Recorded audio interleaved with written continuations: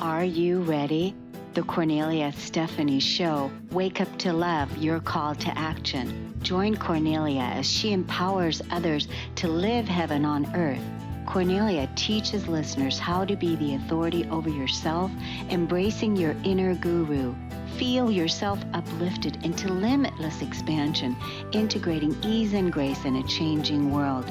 This show will cover topics such as unconditional love, your physical body, how to be in extraordinary relationships, create financial and emotional wealth, embracing entrepreneurship in the new earth.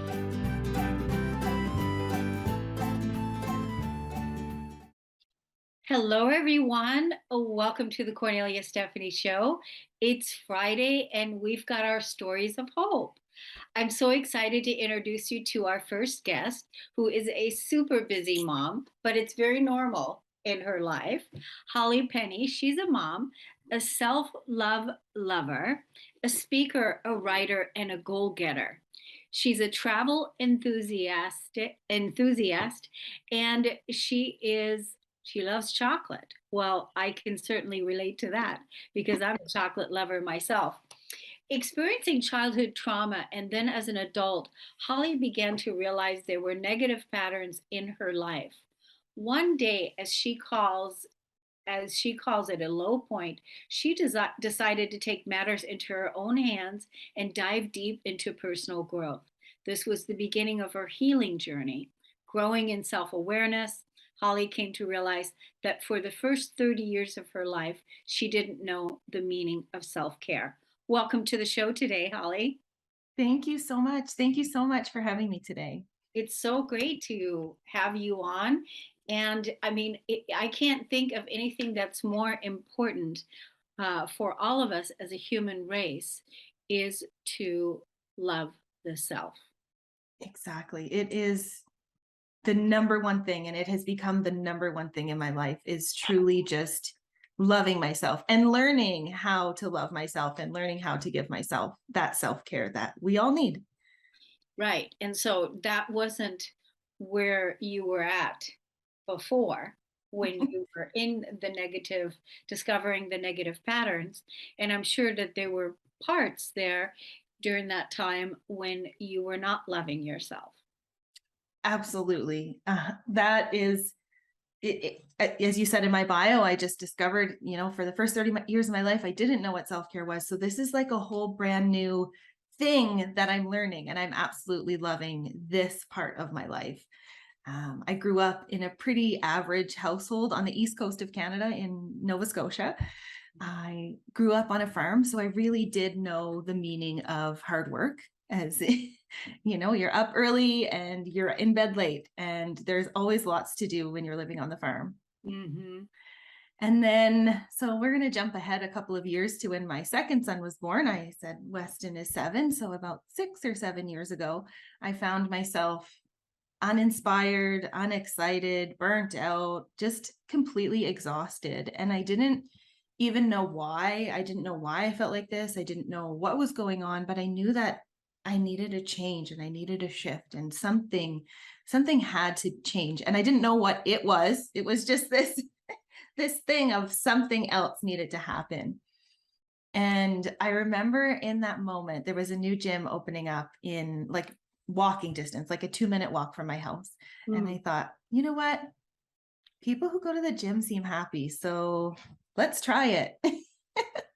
And of course, they're happy because, exercise increases your endorphins, and those are your happy hormones.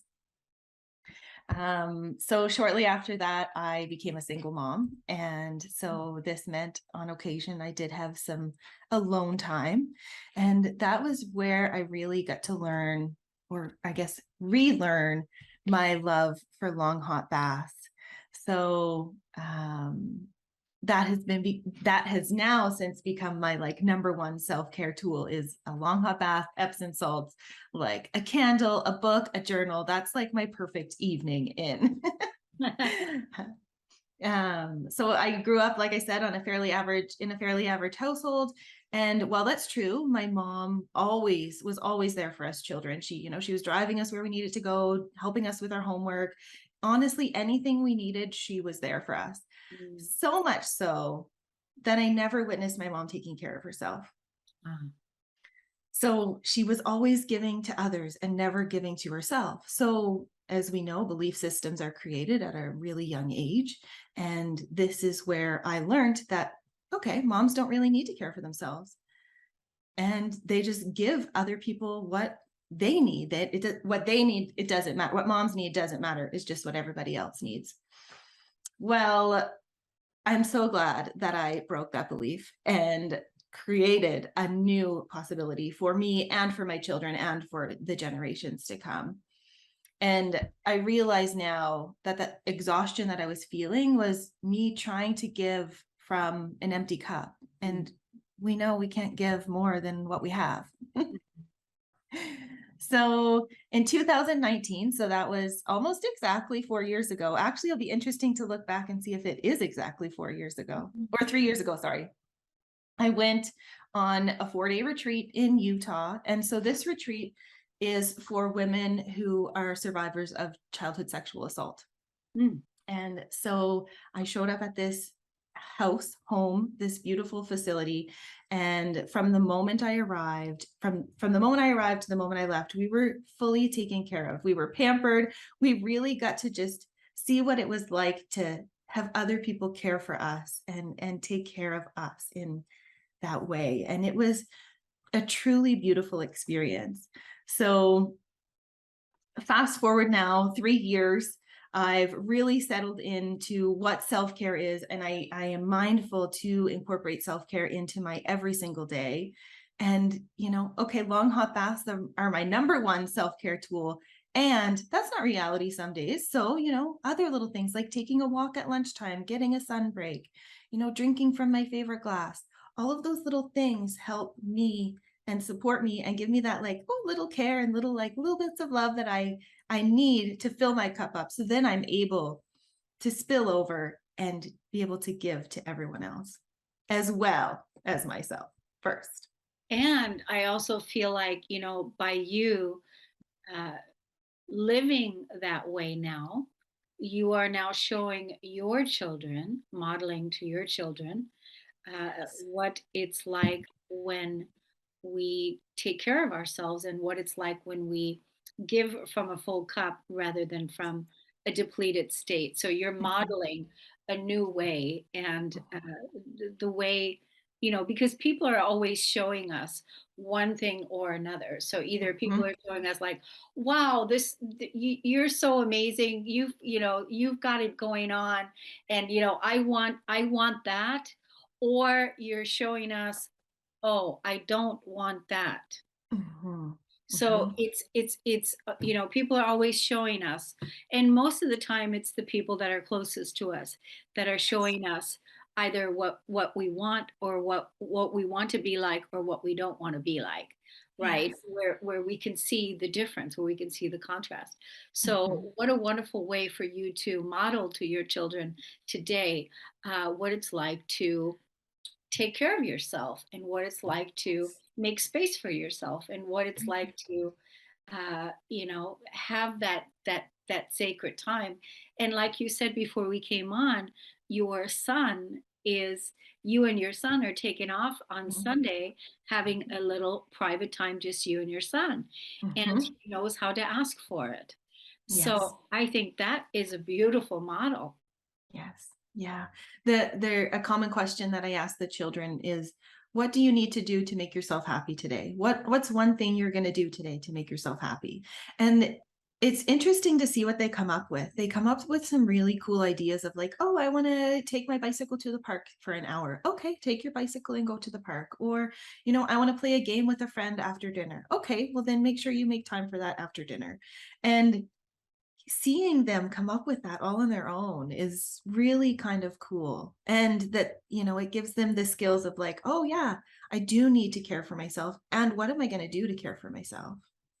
Yeah, and I think that question is a very thought-provoking, stimulating question because normally, we're always told what to do. Mhm, Do this, do this, do this, do this, mhm, but really putting the power back into their court and mhm, asking them what is it that they want to do today to that's going to make them feel good, that's going to, absolutely. make them happy, and then right away they're in charge of it. It's like, "Oh, okay." Yeah, And so it's brilliant, really. It's yeah. empowerment, and teaching them at an early age that they can take care of themselves and that they can get their needs met. Absolutely. Yeah, it is really cool to see them go through that process. And then my youngest is 7, so sometimes he struggles. So I'll throw things out there and I'll be like, "Do you want to cuddle mom right now?" Or sometimes, "Do you want to cuddle mom right now?" And he'll just shake his head no. And it's like, "Okay, then what's the next step? Do you want to have a bath right now?" And he'll shake his head yes or no. But it's really cool to see him go through that even though he's not quite verbalizing it yet, like I need this or I want this, he's able to shake his head yes or no. Yeah, I think that's great to get him, to get him even tuned in. I bet a lot Mhm. of adults could use that form of questioning too. So Right? I want to tell the audience how they can look you up, how they can get a hold of you and follow you on social media. So would you like to share with us Awesome. what your social media handles are? Yes, thank you. So my Facebook page is at I am Holly Penny, and my last name is spelled Penney. And my Instagram and my TikTok are at Holly_Penny, and my website is hollypenney.ca. Wonderful. That's great. So what are you doing on TikTok? Are you doing dance videos? So my daughter is on TikTok and she does all these dance videos, and I tell her, "You need to teach me how to do this because I don't know these dances." But I just share my journey. I share my self-care journey and what's Okay. inspiring me today and my meditation practice and Oh, good, good. yeah. Well, what do you want to leave the audience with before we close and go on break? I feel like some of the best advice that I received, and I still use it to this day, is just keep going. It's not the story of the tortoise and the hare. Yeah. Take that first step, just take that next step, whatever that next step for you is, just keep going and don't give up on yourself, because once you're through it, it's beautiful on the other side, so keep And going. yeah, I love that. And what is it that you ask your children every day? And what's one thing you're going to do for yourself today to make you happy? That is a question I want to leave you guys with on as we go on break. What's the one thing you want to do today that's going to make you happy? That's going to tune Mhm, into what your needs are. And that's a mhm. beautiful question. Thank you so much, Holly Penny, for coming on the show today. We're Thank you so much. Yeah, we're going to take a break on the Cornelia Stephanie show. We'll be right.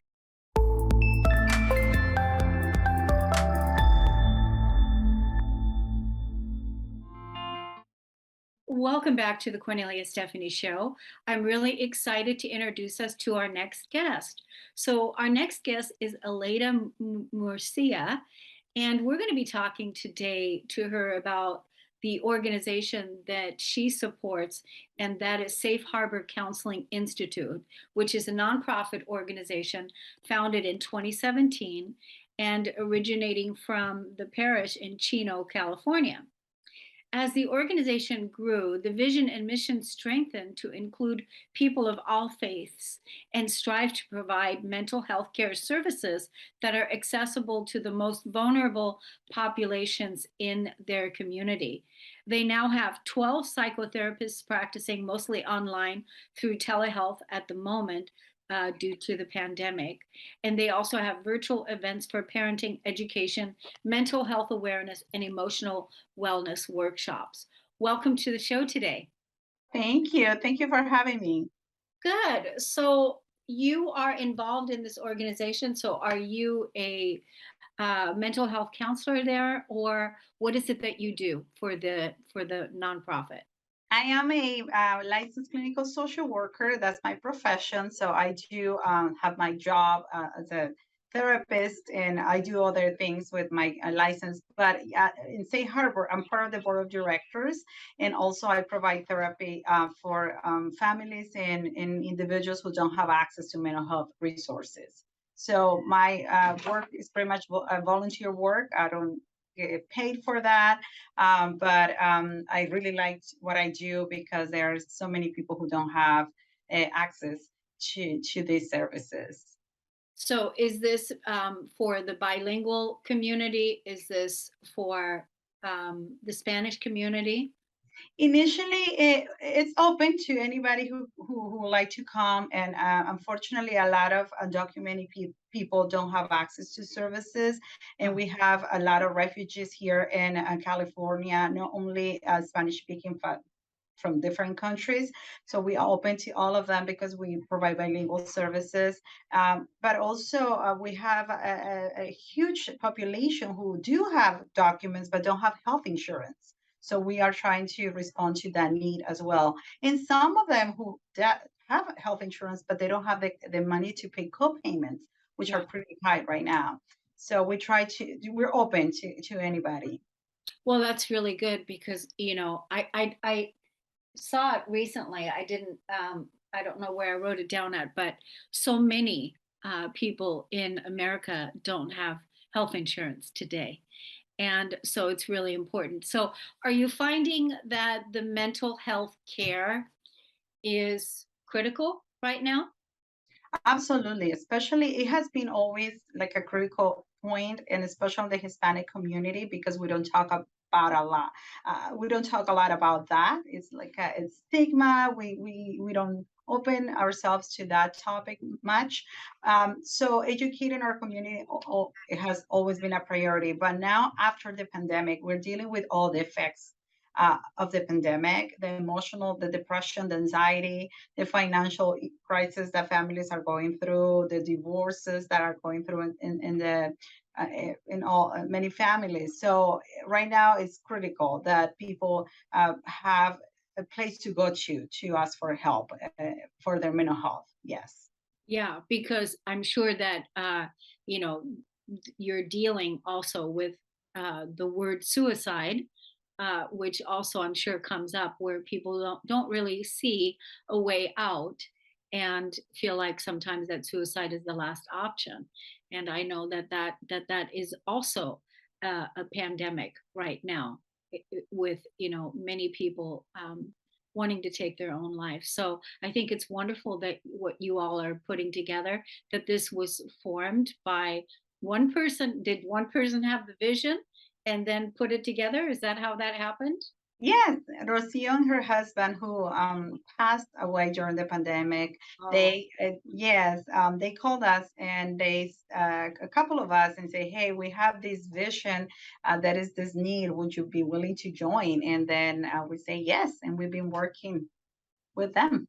Hmm. wow. So do you guys get sponsorships? How does that work for you guys to, get paid? I Some know you're volunteering, but for your organization. Yeah, some of the patients that we see, they will give like a donation because it's not even what a session cost, but they will give a donation, and then we have sponsors, and we are always reaching out to people, to other nonprofit agencies, to the government, to anybody who'll be willing to support our mission. So we always put the word out there. If you want to join us and help us, we're here. We need a lot of support, financial support. Totally. Where can people look that up? Where can people look up your organization? What are the handles, the social media handles? Oh, we are on Facebook, say Harvard Christian Institute. We also are in all the different platforms on social media and in our website. What is your website? Oh, say Harvard Institute, Safe Harbor. Harvard Counseling Institute. Yeah. Yeah. So, because some people are driving, they're not with a pen and a paper. So we always want to give really clear instruction because it's going in one ear and then out the other. And you know how that is if you don't remember what it is. So I'm going to ask you one more time before we close out the show today, to give us that website again so we can get people to check you out and also people to offer support. Now, tell us about exactly where you guys are located in California. Yeah, we're located in Chino, California. That's our, we have the main office there, but right now we're providing teletherapy. So we're reaching out to anybody, uh, as long as we have, the permission to do so, we'll provide services to anybody. Wow, that's really nice. So who are all the psychologists that are working with you? They are same as me, people who feel that we need to give back to the community. We have our own professions, we have our own jobs, but we feel like we need to do a little bit more that is not possible in our jobs. So we volunteer our time and help out. Wow. So do you find that you have like single people, but then also families that meet with you online? Yes, yes, absolutely. We have there is a huge need for family therapy because that's one of the services that are not covered by insurance. Most insurance don't cover that family counseling or couples counseling. So that is a huge need, and we have a lot of clients to come to us for that. So what do you feel like is the biggest need? Like what's the common need that mostly all of them have? Right now I feel is depression and the anxiety of the what happened during the pandemic and all the consequences for families and not knowing where we're going, all the transition that everybody's going through. And I think the levels of anxiety, and as some people feel this is the end, I don't have a way to go, where do I go from here? And that's what we're telling them, we're here to help you, like reach out. I mean, there are so many organizations, so many places where you can go out and ask for help. This is not the end, no matter how difficult it could look like, emotionally, financially, physically. There is hope, there is help. Wow, that's really great. So then you also have a list of resources available to send people to, but they have to ask for it. They have to really, show up. And so, are you guys pretty busy? Yes, we are very busy all the time getting phone calls, and sometimes, as you said, phone calls are not even for therapy, are for connections to other organizations and resources. So we are Yeah, open to anything that our clients need. Mhm. good. Let's tell the audience again the website.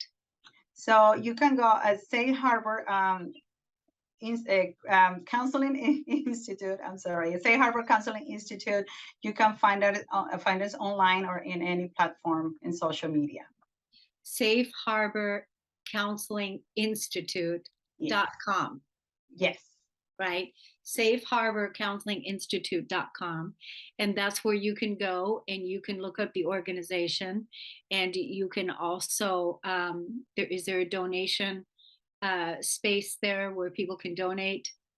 yeah. That is space, and we also have a contact person if you want to join the mission and maybe volunteer your time or any type of any type of help is welcome. I'm Mhm. curious about if people join you guys to want to support you guys with what you're doing, is there criteria that you guys follow that Yes, yeah. we'll have a conversation, explain to them how the process to follow. But yeah, but everybody is welcome to help us in any capacity. Um, we have so much work that anybody is welcome to help us. Wow, that's really good. I think that's really great. I know that there's a lot of people out there that want to support and give their time and their resources. So, thank you for coming on the show today and telling us about your wonderful organization and your wonderful service. And thank you for doing such great work out there. Thank you so much for the invitation. And again, there is always hope. So everybody who's listening, please reach out for help if you feel like you need help in this moment. Thank you so much, Aleda. It's wonderful to meet you. Thank you, everybody, for listening and tuning into the Cornelia Stephanie Show today. Stay tuned next for Rosita Perez at 12:30, and we'll see you guys next week, Friday, on the Cornelia Stephanie Show. Take care, everyone. Bye. You've been listening to the Kornelia Stephanie Show, Wake Up to Love, your call to action. Tune in each week on Transformation Talk Radio. Kornelia's joy is to engage others in practical ways, showing us how to live in the new earth in harmony with our true nature. For more information on Kornelia and her extraordinary work, or to listen to past shows, go to her website at korneliastephanie.com.